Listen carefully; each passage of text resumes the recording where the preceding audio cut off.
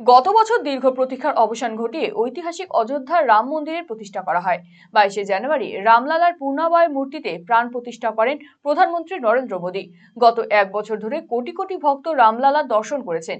এক কথায় হিন্দুদের তীর্থক্ষেত্র অযোধ্যা। এবছর আসন্ন 22শে জানুয়ারি রাম মন্দিরের বর্ষপূর্তি উৎসব। এই উপলক্ষে বালুরঘাটের লক্ষ্য প্রদীপ প্রজ্বলন করবে বিজেপি। বালুরঘাটের আত্রেই নদীর সদর ঘাটে রাম পূজন যোগ্য অনুষ্ঠান এবং সন্ধ্যায় লক্ষ্য দ্বীপ প্রজ্বলন এবং সাংস্কৃতিক অনুষ্ঠানের আয়োজন করেছে বালুরঘাটের সাংসদ তথা কেন্দ্রীয় প্রতিমন্ত্রী তথা বিজেপির রাজ্য সভাপতি সুকান্ত মজুমদার।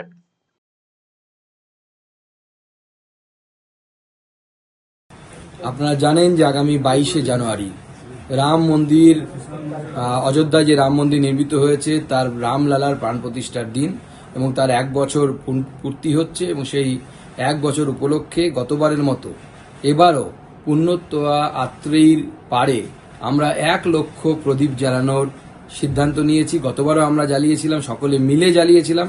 আপনাদের সকলকে আমি অনুরোধ করব, আসুন রামলালার আলো আত্রেয়ী তীরে জ্বালো। এই মন্ত্র নিয়ে আমরা আত্রেয়ীর তীরে বালুরঘাট শহরে 1 লক্ষ প্রদীপ জ্বালাই এবং তার সাথে থাকছে আরো চমক, আরো নতুন কিছু। আসুন, সবার সাথে দেখা হবে, আমিও থাকবো, আপনারাও আসুন। ইতিমধ্যে তার কর্মযজ্ঞের প্রস্তুতি শুরু হয়ে গিয়েছে আত্রেই নদীর সদর ঘাটে। নদীর ঘাটে মঞ্চ তৈরি করা থেকে শুরু করে লক্ষ্য প্রদীপ জ্বালানোর জন্য নদীর তীরে কাঠের পাটাতন তৈরির কাজ চলছে পুরোদমে। নদীর সদর ঘাটে বৈদ্যুতিক আলোকসজ্জার ব্যবস্থা করা হয়েছে, চলছে ঘাট সংস্কারের কাজ। বালুরঘাট শহর সহ জেলার বিভিন্ন স্থানে অনুষ্ঠানের প্রচারে ফ্লেক্স টাঙানো হয়েছে, চলছে মাইকিং।